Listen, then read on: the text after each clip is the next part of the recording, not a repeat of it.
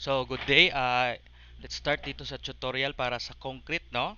So, open natin tong eTabs, no? So, let's wait. Okay, no?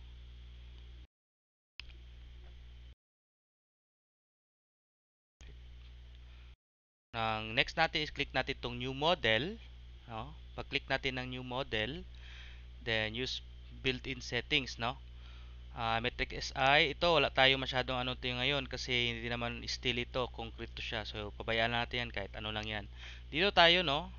So, ang pinaka-latest is 2014, no? 2011, 28, 2008 meron siya, no? So, dito tayo sa 2014, no? Latest na design code sa concrete. So, click nyo OK, then prompt dito ngayon paano yung grid, no? Itong dito sa baba, ito yung may mga shortcut na ito, no? May mga shortcut na ito siya. So, kayo na bahala mag-discover. For the sake of this tutorial, no? Dito lang muna tayo sa grid system. So, gagawin natin dito, no?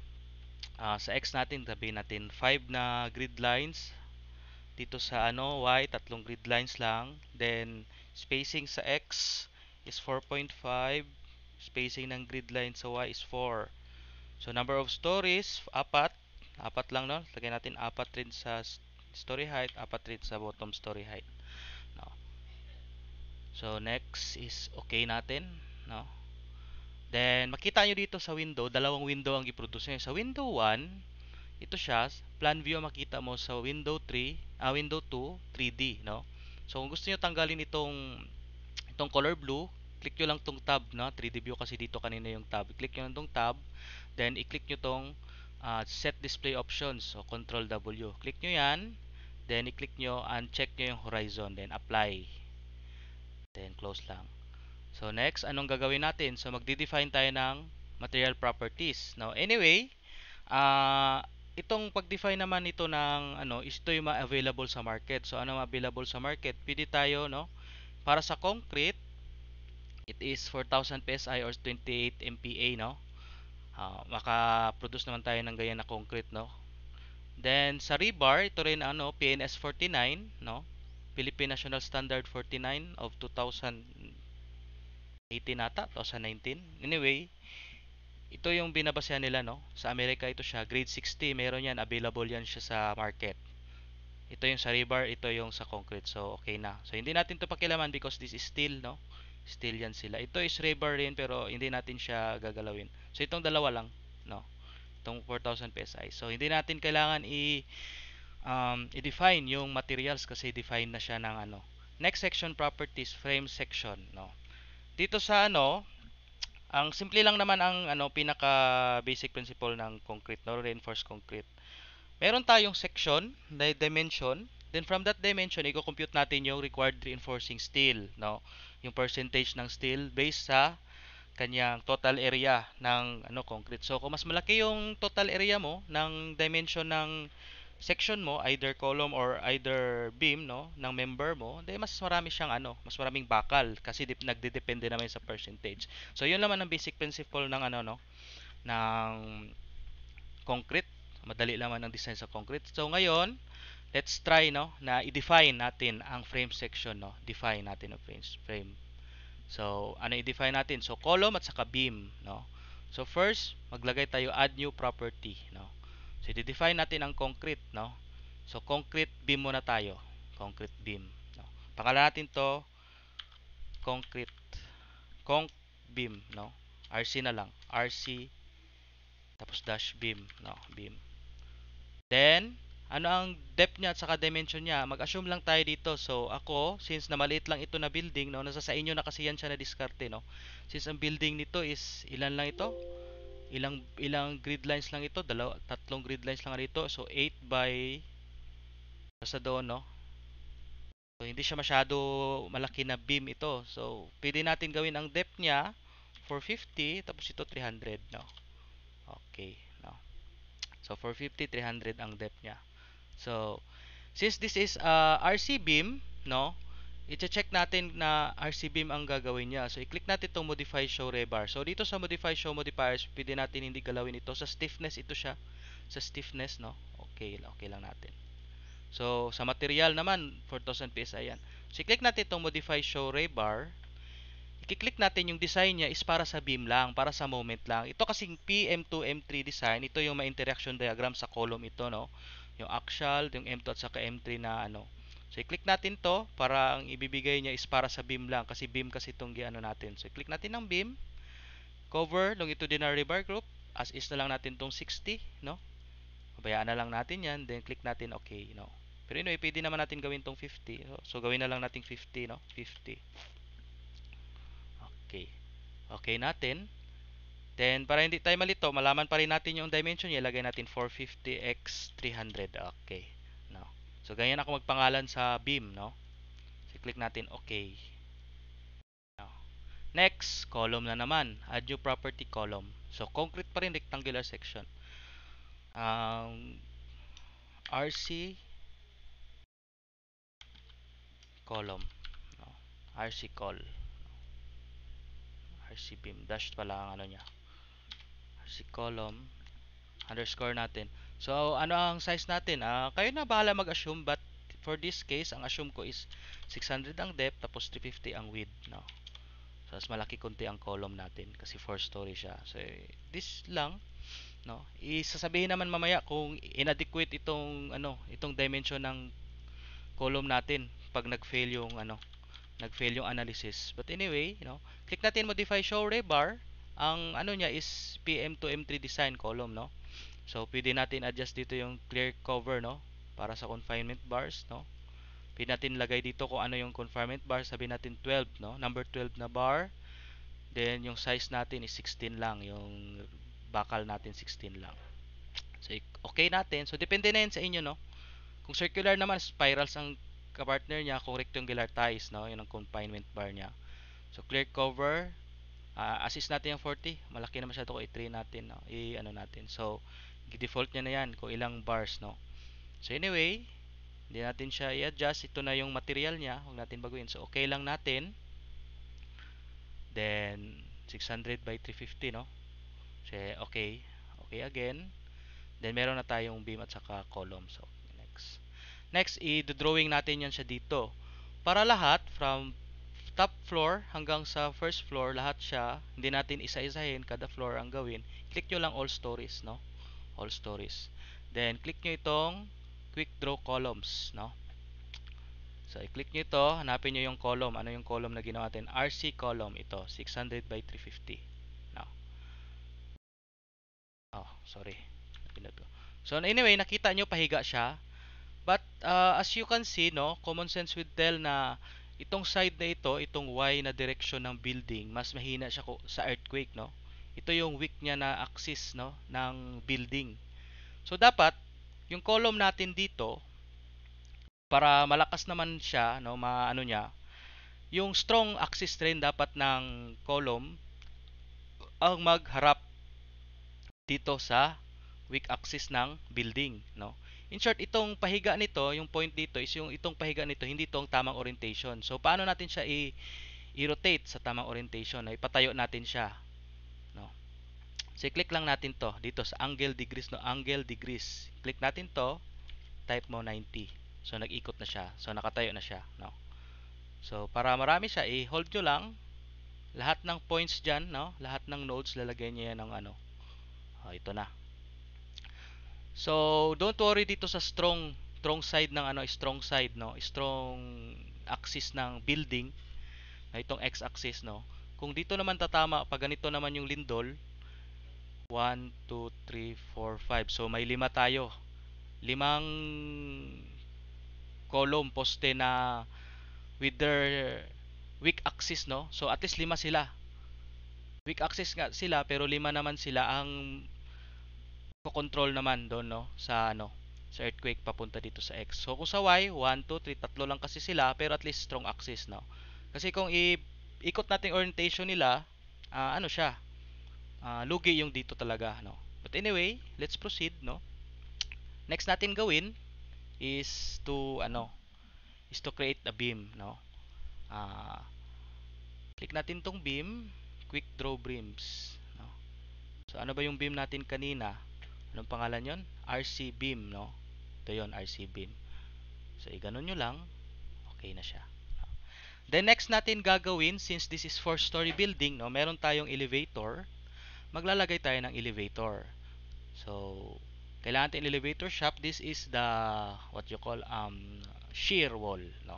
It will help in lateral loads kasi shear naman ipoproduce ng mga lateral loads. Example, lateral loads, wind and earthquake. Pero in this tutorial, earthquake loads ang ilalagay natin because it's much more na delikado ang earthquake, no. So draw wall stocks, no. Gamitin natin ito, no. So ito siya is 3.7, no. 3.7, then 1.92, 1.95, no. 3.7 then 1.95. So okay natin, no. Yan. So nakaharap na siya dito sa ano. So saan natin lagay dito? Okay, dito na lang, no. So paglagay natin diyan, as a whole hanggang doon sa baba, no.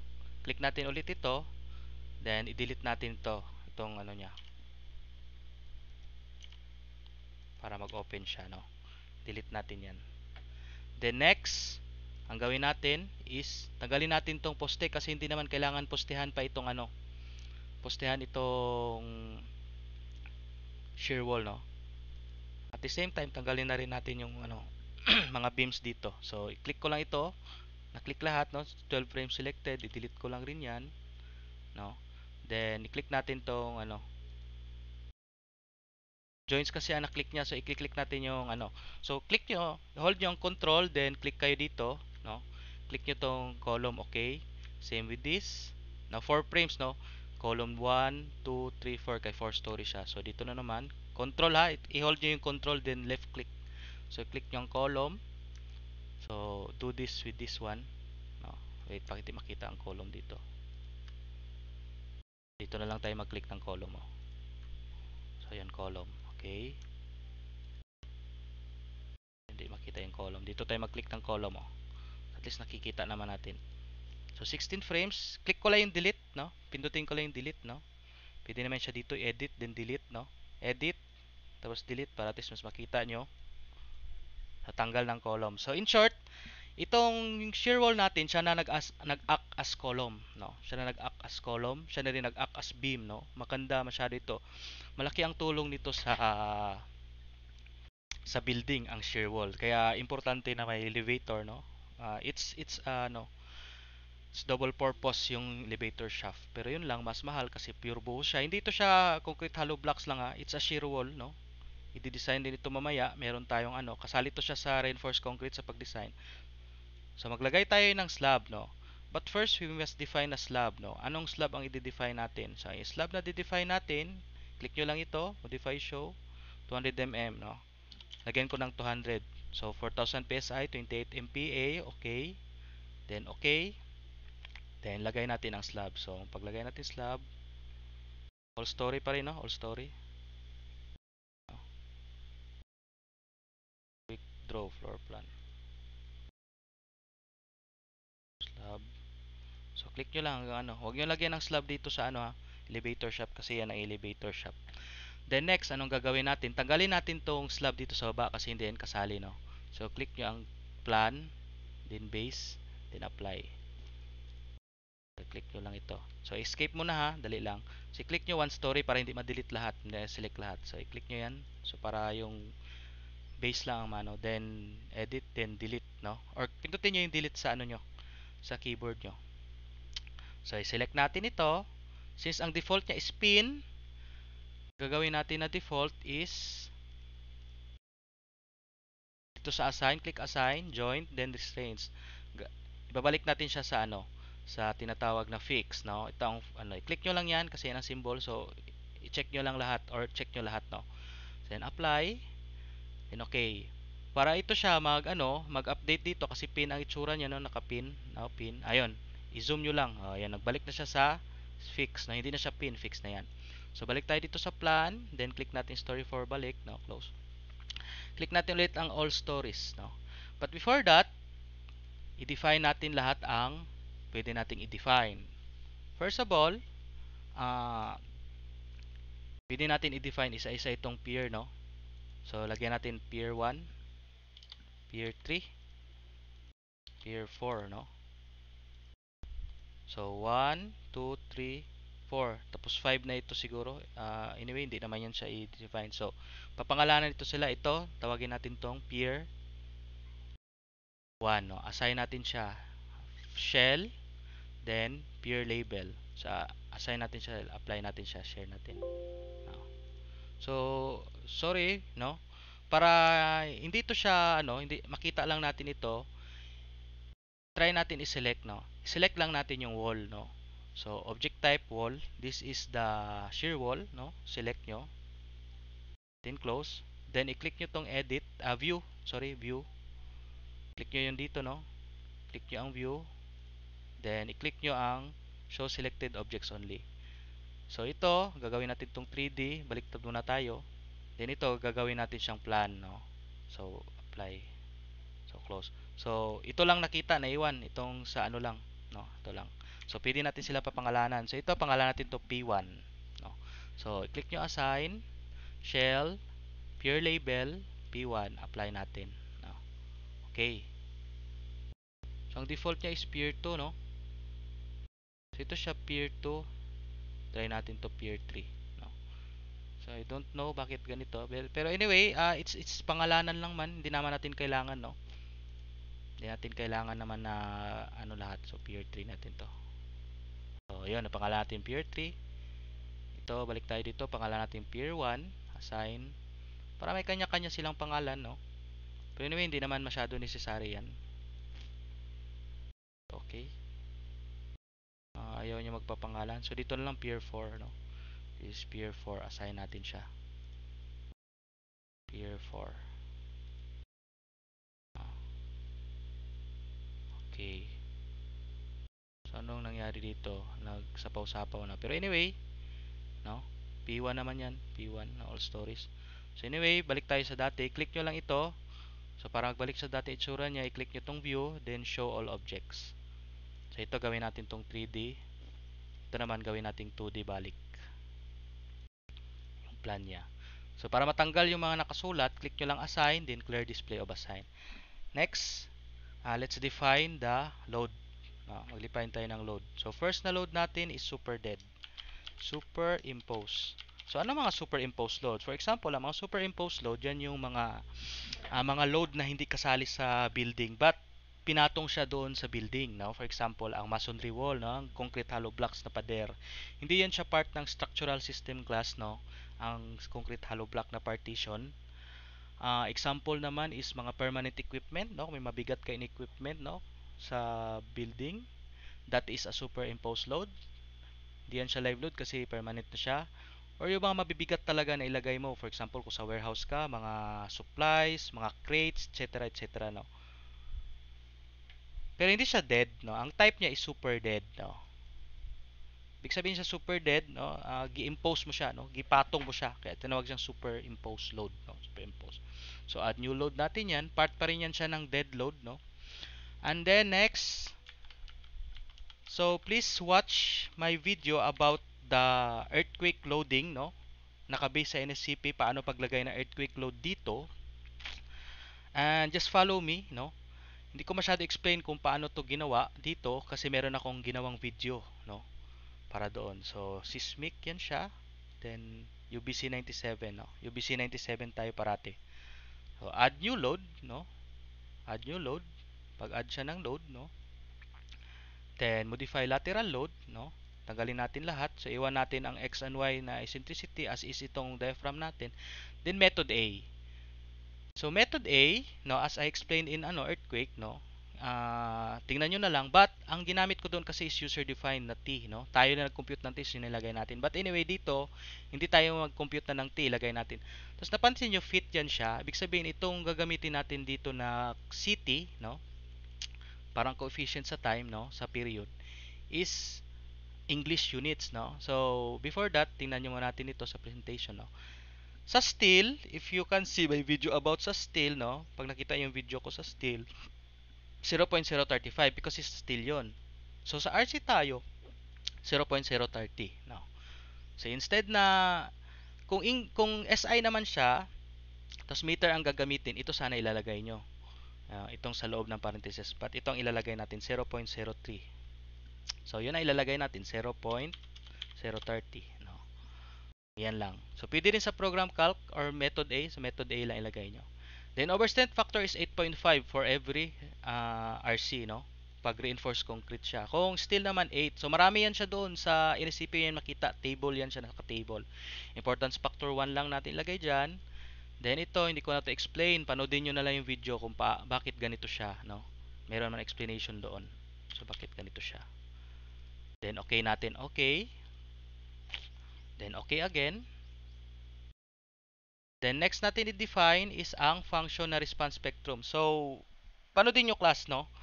Panoodin nyo yung paano ito maglagay ng mga load dito kasi nandoon ko lahat in-explain. So, diretso-diretso na lang ako, UBC97, add yung function. Pangalanan ko to Kabakan, RSA, 0.44, 0.64, no?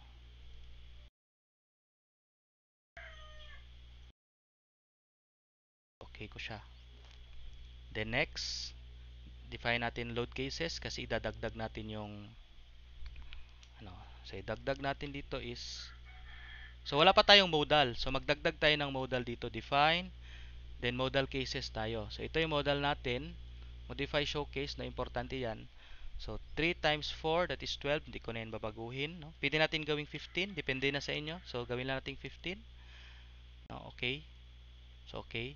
Then define natin ang mass source, no? As is lang natin tong mass source nito, no? Self element niya lang, no?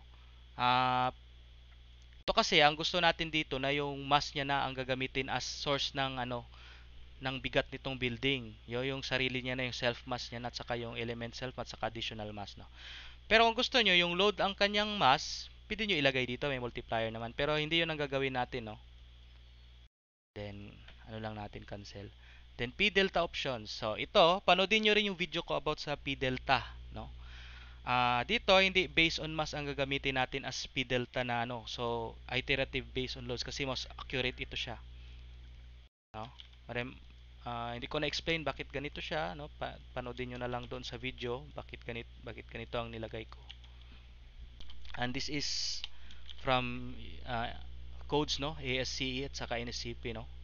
So add, then okay, then define natin, no. Class, simple lang itong tutorial ko, no, sa concrete. Marami pa tayong pwedeng magawa dito, but hindi ko na lahat kayang isa-isahin lahat dito. So this is just a simple way, at least pagka ito alam nyo na kung paano, no. Kasi ang kailangan lang naman talaga natin sa design ng concrete is hanapin lang yung reinforcing ratio, no, yung percentage ng rebars. Pag natapos natin yun, tayo na bahala mag-detail, no? No? Madali lang naman 'yan, no? Hindi naman mag-doubt sa atin ng ano kung naintindihan natin yung structure, na naintindihan natin yung theory behind sa design, no? Which is alam naman natin na naintindihan talaga natin lahat, no, sa reinforced concrete. So next, check natin ulit ang model cases if yon na. So iterative based on load siya, no? I-adapt niya yung doon 15. Okay, okay. Define natin next ang load cases, no? So, add new case, i-add natin ang modal, no? Bakit walang modal dito? So, anyway, add na lang natin response spectrum, no? RS na load, no? So, modal ang ating modal case. So, dito, 0.05, no? Add. Panoodin nyo na lang, sorry, delete. Panoodin nyo na lang yung video ko about dito. So, ito siya, computein muna natin, no? 1 divided by 8.5, no? I over R yan siya times 9806.65. So 1153. 1153. 1153. So ito siya is sa y direction, U2. U2 is a y direction, no? Then okay lang natin. Then okay. So okay na. Then next, hindi na tayo mag-ano ng load combinations, pero pwede nyo naman i-specify, no, ang load combinations. Pero anyway, pag design ito, ang gagawa na ng load combinations is yung ano na, itong ETABS na, kaya maganda. Then next, maglagay tayo ng mga superimposed load, no. I-click natin 'to, sabihin natin pader siya sa gilid, no. Pati sa rooftop may pader, lagay lang natin. Example lang naman. So, i-click natin 'yan, then click natin assign, then frame loads, distributed. So superimpose siya, hindi siya dead. So superimpose 9 yung pader, no. Yung mga masonry, apply nyo lang. Okay, no. Pag gusto niyo makita yung ano, click nyo lang itong uh, display, load assign, frame, saka superimpose, no. Apply. So ito, distributed. So para matanggal siya, click nyo lang clear assign, tapos clear display of assigns. Next, maglagay tayo sa live load dito, no. So i-click nyo lang yung mga ano, i-click nyo lang yung mga slab, then assign nyo. Then click nyo is shell loads uniform, then live, sabihin nyo 4, no. Pag nag 4.8 siya, panoodin nyo na lang yung P-Delta ko na video na complementary dito para maintindihan nyo bakit 4 lang yung nilagay ko, no. Kasi mag-iba na yung P-Delta natin doon, no, yung load factor para sa live load, no. Pag 4.8 pataas siya. So apply lang natin, close. Lahat yan, apply na yan, no, sa pababa. So balik tayo sa 4. Next natin gagawin is para ma-design natin ang slab, mag-create tayo ng design strip, no.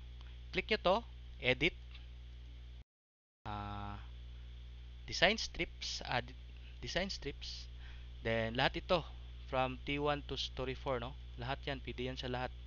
So story 4 lang gagawin natin, no. Hindi natin gagawin 3, 2 kasi alam nyo bakit, pare-paras lang naman sila. 4, 3, 2, 1, no. Kung iba itsura ng story 3, may isa-isahin nyo, but this one, ano yun natin. So include natin na middle strips, no. So auto lang, wag natin i-fix yung width, siya na bahala mag-diskarte. So kung ito siya 4, hatiin niya to sa tag 2, no. Tag 2 ito, hatiin niya sa 2.25. Pero hindi na tayo magsulat yun, siya na. So alone in the X direction, tatawagin natin yung strip layer A. So apply lang natin. So meron na tayo, di ba? No? So along the along the Y, tatawagin natin siyang strip layer B, no. Apply natin. So ito naman sa Y, patayo na naman siya. Okay, meron tayo. So kung gusto niyo makita yung extent ng kanyang strip, no. Anyway, merong design, no, na pag mano-mano ng strip, i-search nyo lang sa YouTube, marami yan siya na ano, na mano-mano, hindi siya ginamitan ng any software ng ETABS or ano, strip design, pero matagal siya. Ito na lang is automatic na. So kung gusto niyo makita yung ano niya, yung extent ng kanyang ano, then i-click nyo lang dito sa view, then set display options, or yung click nyo yung dito kanina. Then kung gusto niyo dalawa makita, no, i-click nyo lang tong show with, no, apply. Okay, yan yung ano niya, yan yung extent niya. Dito yan siya gagawa sila ng mga loading, no. Yan yung tinatawag na strip design method, no, ng slab, no. Ito yung strip design method ng slab. So uncheck natin yan. So okay na ata, na kumpleto na natin lahat. We have different ano, different loads, different ano. Then we can run the analysis. So let's type here, no, lectures concrete, no, tutorial, lecture concrete, tutorial, no. Hintayin nyo lang hanggang sa matapos siya. Yun na. So dito sa kita nyo dito, makikita nyo to yung ano, dito nyo makita yung deformed na structure. So kung gusto nyo makita tong slab, ang kanyang ano, i-click nyo lang dead, sabihin natin ano, sige dead, yung bigat niya lang, yung self weight niya, no. Pakita natin yung contour, no, apply natin. Okay, so makita nyo, no.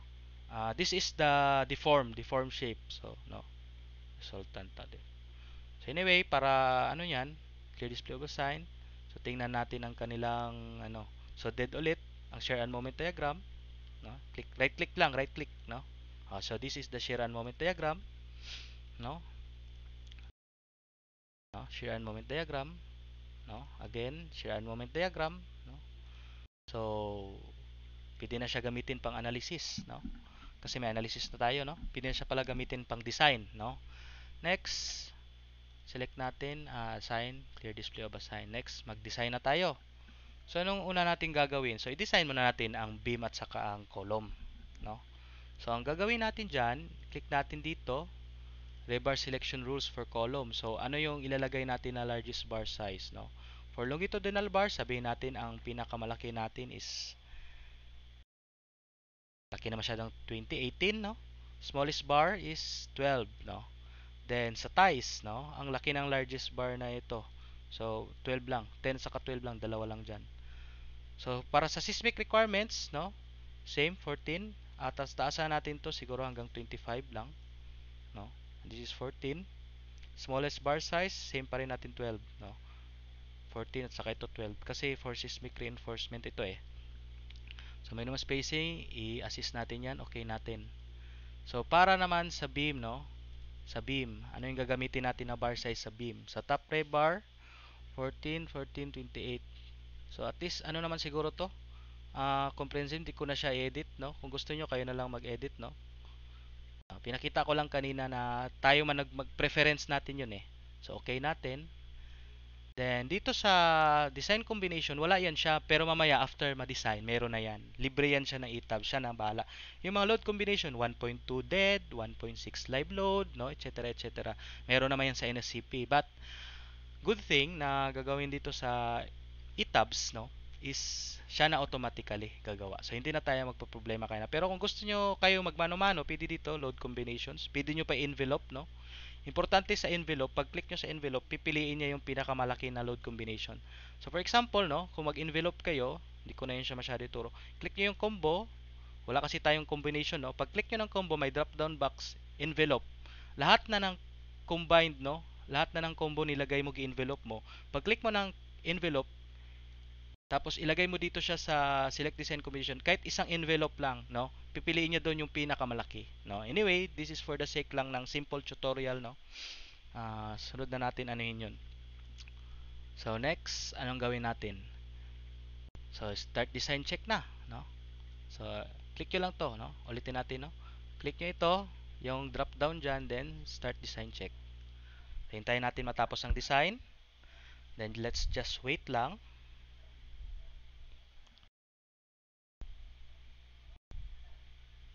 Natapos ang design. So titingnan natin ano ito. So this is longitudinal reinforcing, no. This is the ang tawag doon. So i-click nyo yung ano, yung details. So wala tayong details, summary na lang. So makita nyo, no, meron tayong computation sa kanila, no, computation. Pero kung gusto nyo, mas maganda makita natin yung reinforcing ratio. So this is not the reinforcing ratio. This is the area of the steel, no. Nakaayos na yan, 141, no. Pag right click nyo yan siya, flexural details, no, kita nyo yan. Dami kayo makita sa shear.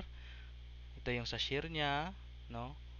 Summary, no, summary, no. Ito yung envelope, no. Yan na, meron tayong ano, beam. So kung sa column naman, meron tayo, no, 2,100 ang kanyang longitudinal reinforcement. So mm squared yan, no. So mas i-check natin ang kanyang ano, kasi mas better yun eh. Sorry, dito check natin ang kanyang ano. So before that, i-check natin kung nakapasa lahat, no. So all concrete frames pass the design check. So okay yung mga dimension na nilagay natin kanina, hindi masyado maliit, hindi masyado malaki. Tama lang yun. Na yun yung sa mga experience, no. Pag naka-experience na kayo, alam niyo na kung ano yung mga dimension na ginagamit halos sa pag-design ng building. So display design info. Tingnan natin rebar percentage. Meron tayong shear, no? Kita natin itong interaction ratio. Marami tayo. May torsion pa tayo na reinforcement, no? So, all of this para lang sa ano yan? Para sa ano yan? Sa pag-detail natin. So, rebar percentage. Apply natin, no? So, nakipansin nyo? 0.10% dito na part, no? Sa gitna, sa middle third nya, no? 0.10%. 0.19 ang bottom. Sa top dito, mas malaki dito, no? So yun yung ano niya, yun yung nilabas niya. So anyway, lahat yan binigyan, no. So yun na, tapos na yung design natin sa concrete, but hindi pa natin muna tapusin kasi meron pa tayo sa slab at saka sa shear wall. So next natin, i-assign natin clear display of assigns, no. Next natin ang tagalin natin tong 4, no. Assign clear display. Next natin ang slab. So paano ang slab? So revise preference natin sa slab. So check natin yan, wag na natin pakialaman yan. Okay na yan siya. Rebar selection for slabs, no? Depende na rin sa atin kung paano natin smallest bar size, no? Depende na sa atin paano yan gawin natin mamaya, no? Pwede naman natin yan ma-edit mamaya, no? So, try natin, no? Click lang natin ito. So, sa select design story, so story 4 lang. Hindi natin i-design ito kasi pare-parehas naman sila itsura sa 4, no? So, 4 lang. Saka 4 lang kasi ang nilagyan natin kanina ng ano, ng design strip, no? So, i-start design na natin. So, meron na tayong design, no? This is for the layer A, no? If i-right click mo yan, makikita natin ang moment diagram, no? Longitudinal reinforcement saka moment diagram, no? So, ito yun siya, no? Okay. So, pansin nyo sa beam, sa slab, sorry, wala siyang ano, hindi natin siya masyado lagyan ng bakal sa gitna, no? Dito lang sa gilid, no? Anyway, sa detailing naman yan.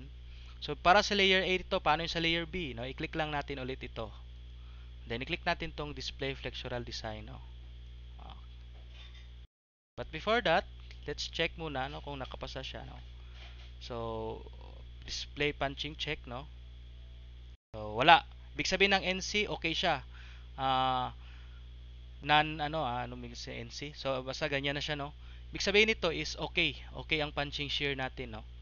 So, safe siya, no? Yung D over C natin, yung demand sa capacity ratio natin is masyadong ano, safe na, no? Anyway, hindi man kasi yan siya lalabas talaga dyan.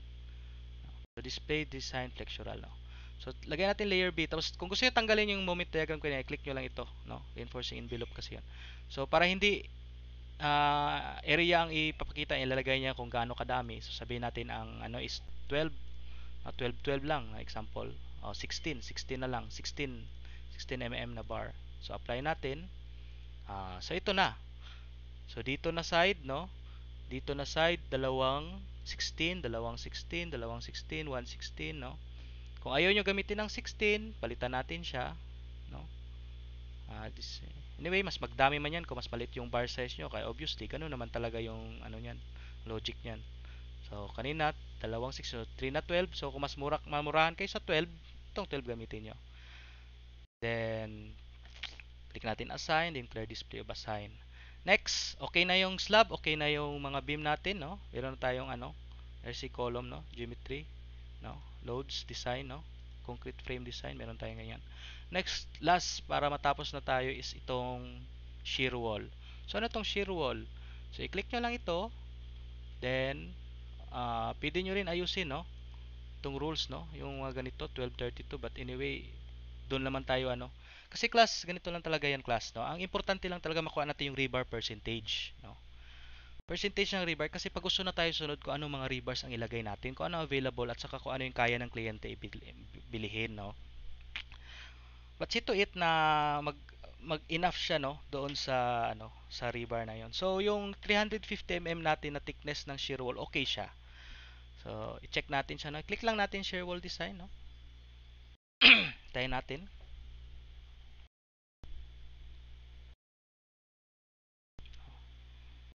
Huwag kayo mag-design ng building na walang elevator, ha. Ang hirap. For example, ang building nyo 2-story, walang problema. So reinforcing area ang pinakita niya, no? As you can see, parang pare-parehas halos, no? No. If gawin natin siyang ano, pakita lang natin yung ano. So select, then select lang natin yung ano, yung walls, no? Saan yung walls dito? Select natin yung walls para makita natin. Then view natin, view, show selective objects only. So ito ang gawin nating 3D, no? So i-check natin, no? Okay. Nag-match siya. Okay siya, walang problema. No? So display design info. Palitan natin siya ng reinforcing ratio. Tingnan natin. So okay. So minimum talaga parati class, no. Minimum na reinforcing ratio sa lahat, halos lahat ng reinforced concrete is 0.25%, no. Dito sa taas wala masyadong shear dito, no. As you can see, no, sa building, sa baba naman ang pinakamataas na shear kasi dito may yung base shear, 'di ba? Yun naman yung base shear kanina. 0.025, no.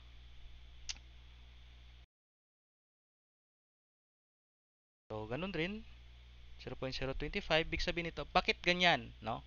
Check natin yung tables kanina. So, sorry, wala ako i-check ito. But anyway, nag-design naman siya based sa ano, saan yun? Results. No, yung kung paano din yung earthquake engineering, earthquake load ko sa ETABS, no? Sa video na i-upload ko kasama dito. Kung napanood niyo 'yon, sinabi ko doon na basta 10 story pababa, enough na yung static, no? Static force procedure. Although nagsali ako ng RSA dito, but ang result talaga dito mas mababa talagang RSA. But yung design niya kinuha niya sa ano, kinuha niya itong design niya, ginawa niya to sa what do you call that? Sa static force procedure. At least yung static force procedure ang gibasehan niya. So obviously, no, check natin yung reactions, no, base reactions, no, mas mababa ang RSA. So dapat ang gagawin natin dito, i-adjust pa natin to, but anyway hindi ko nag-i-adjust, no. So ito ang ginamit niya sa design, static EQ, no. Yan ang gigamit niya sa design, no. Pag i-adjust natin ito, i-adjust rin dito, same lang rin naman. But anyway, yun man yung sinabi kasi kung RSA ang gagamitin natin, no. So please refer to my earthquake video. This is for just Jake, no. Hindi ko naman to gagamitin sa pag-design ng building. So i-check natin yung modal results, no. Mass ratios, no. Check natin. Sum dito sa sum. So at least greater sa 90. 99, 97 ito. 7. So anyway, balik tayo sa reaction, no, sa base reaction. Pansin nyo, napakaliit ng 755, no. Siyempre, kasi maliit lang itong story na to.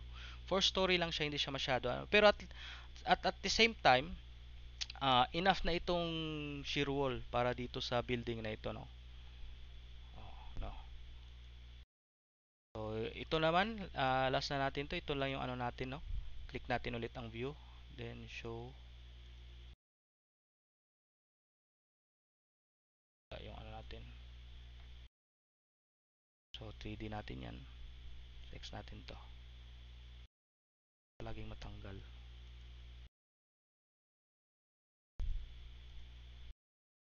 View natin.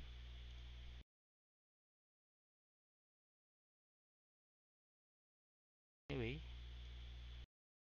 ito siya. Kung gusto niyo makita, pili natin makita yung ano, may movement ito siya, no. Load case natin, RS load, no. Apply natin yan. So, options natin, off lang natin yung sound. Start animation. So, kung meron siyang ano class, meron siyang shear wall, ito yung movement niya, no. Kung wala siyang shear wall, ibang movement ito. So, malaki ang tulong ng shear wall pagdating sa building.